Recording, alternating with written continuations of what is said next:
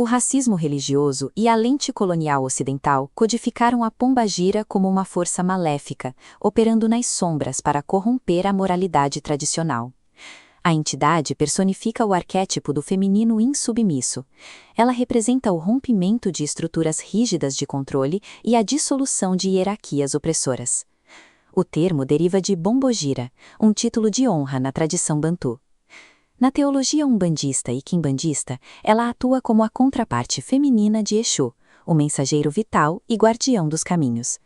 Ela opera nas margens da sociedade para processar e exaurir desordens psíquicas e emocionais que o indivíduo não consegue processar por conta própria. Ao regular esses desequilíbrios, o culto estabelece uma estrutura prática para a retomada da soberania individual e o restabelecimento da ordem interna do praticante.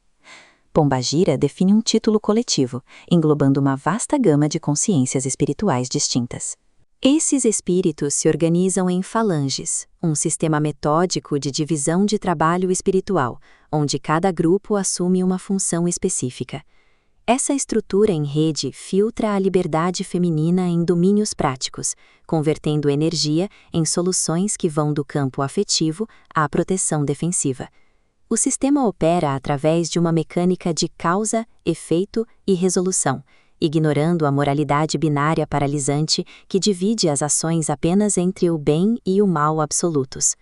Mapear essa taxonomia e analisar as engrenagens de suas principais falanges é o caminho para compreender como o axé é tecnicamente aplicado no plano físico.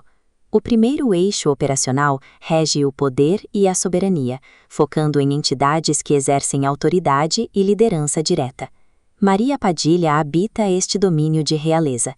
Com ligações às cortes europeias, sua falange atua na reconstrução da autoconfiança e na expansão do poder pessoal. Seus símbolos incluem o uso de vermelho e dourado, além de espelhos que funcionam como instrumentos de reflexão obrigatória, forçando o indivíduo a encarar sua própria verdade interior.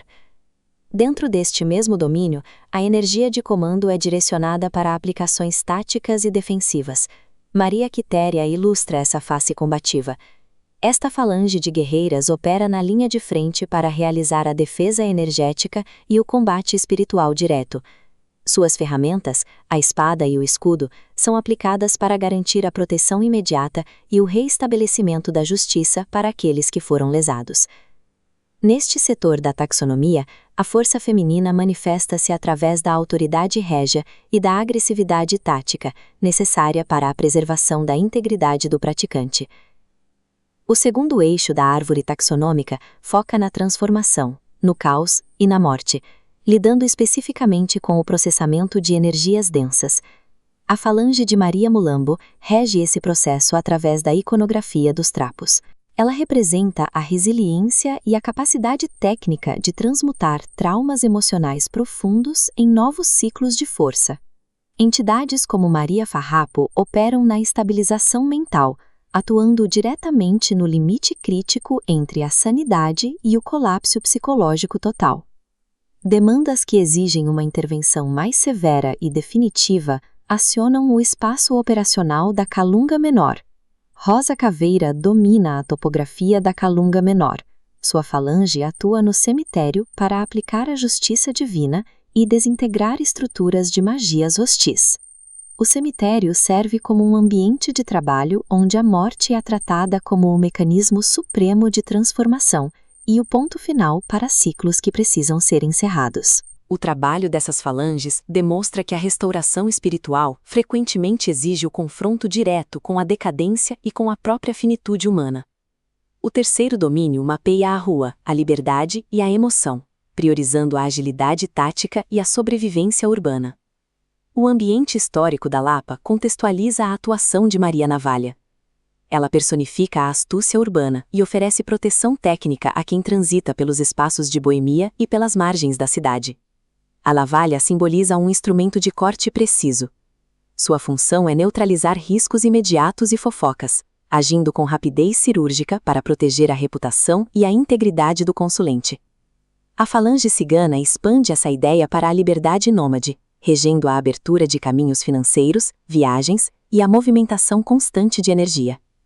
Este domínio utiliza a propulsão cinética da alegria, como uma ferramenta para quebrar a inércia e a depressão.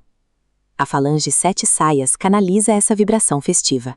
Ela utiliza a dinâmica da dança e a intensidade sensorial para fragmentar a letargia e recolocar a vida do indivíduo em um fluxo ativo. No sistema das pombagiras, as ruas e as margens são laboratórios de resiliência, onde a liberdade criativa é constantemente testada e validada. O terreiro funciona como um ambiente controlado para a execução dessas leis espirituais. A manifestação exige um médium como suporte biológico. Gargalhadas ressonantes operam como técnica cinética de limpeza, fragmentando camadas de energia estática. Saias rodadas, perfumes fortes e o uso do fumo servem como âncoras sensoriais.